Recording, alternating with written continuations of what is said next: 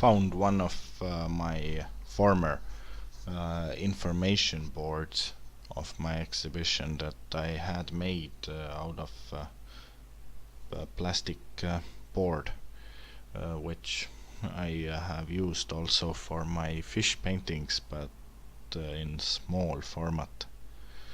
Now I took this obsolete information board and I decided to make it into a fish, and then I took a green marker and traced the outline for the fish. It's a recycling project, so it is absolutely essential to have a green marker, hence the green. So I found a new use for my obsolete exhibition piece as an immortal artwork that's coming soon, about to take shape into my biggest fish series. Most of the happy fish paintings which are in shape of fish, and that's the saw what I'm using to cut them out. I have quite a few of these happy fish artworks, and here's like one of the biggest ones. Mostly they are very small. Well, not very small, but it's about like I don't know, something around maybe in 12 to 15 inches long, and about maybe 8 to 10 inches high, something along the line. They all vary because they're custom shapes, like in shape of a fish. And now it was like the main inspiration for this one came from Hammerheads and also from Pink Floyd. And there were the Pink Floyd original video for the song The Wall. It's another brick in the wall is there are hammers marching and everything, and this Pink Floyd video has combined in my mind with the hammerhead shark. So now I figured out a surrealist fish like this one. I have a few hammerheads. A few of them are also board cutout fish in my original form that all these happy fish got started in as board cutouts, and now this one is also a board cutout. So it's back to the original ones, but some I have made actually as digital paintings. They are some hammerheads are also digital, and I also now make those happy fish paintings, not fish shaped, but some are gone back to the canvas, and it's not all are these, but some are like those. But yeah, I have a new, not very new, but a few years ago I changed my artwork pricings, and how I price is by surface area, by square inch, and so it is very hard to measure the square inches of those weird shapes. Maybe I have to put a sheet of plastic. I took a sheet of plastic actually, and I drew the square inches. Well, actually we are in metric system, but I took square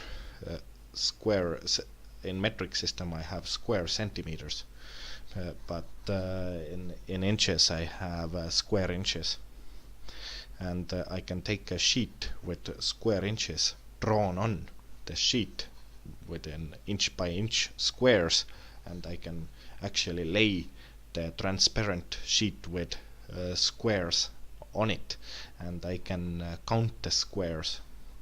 So that be the most effective way to measure the surface of these, to get to know how many square inches this artwork is. But usually I do like that's square inch based pricing of artworks is pretty uniform. Thanks to Stefan Baumann, I got to this idea, and punctuality is one of my traits. So I figured that's an excellent thing, because otherwise I was pricing my artworks on feeling, and a few days down the week I forgot what I felt, so it became a little bit fuzzy, and I figured I need a better method, and so this is why I'm actually not that often making those weird shape paintings, and I'm doing paintings in rectangular form mostly, because they're easier to calculate. As simple as that. But I enjoy doing those weird shapes too much, so I can't resist doing once in a while a few of them. So here I'm at the moment like working on one. But yeah, it's so fun that I like doing it. And painting it is also like letting it loose. Well, most of the paintings I do is come out of my own fantasy. I'm actually unable to paint anything for somebody by somebody else's direction that doesn't give any freedom to my own creativity. Well, in case of arts, I'm absolutely unable to follow any directions or any orders or anyone else's fantasy than my own. Well, it is actually absolutely opposite in my acting, but it's a different art form, and in acting I have completely opposite mindset of these painting art and fine art mindset.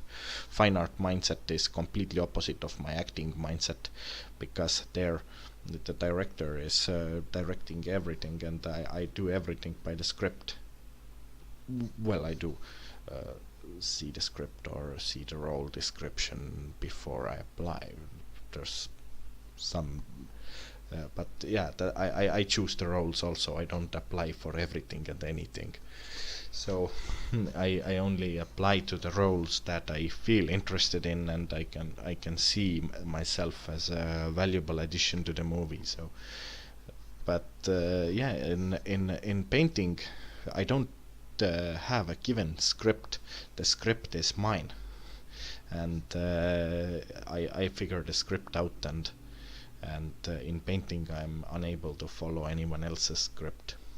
And if I try to follow somebody else's script in painting, it's gonna be absolute bullshit. But it will be much better artwork as I do it on my own. My own script makes much better artwork, and it's always been so. And I have tried out and tested, and I know it doesn't work the other way around. And yeah, the fish is slowly getting ready. It's interesting.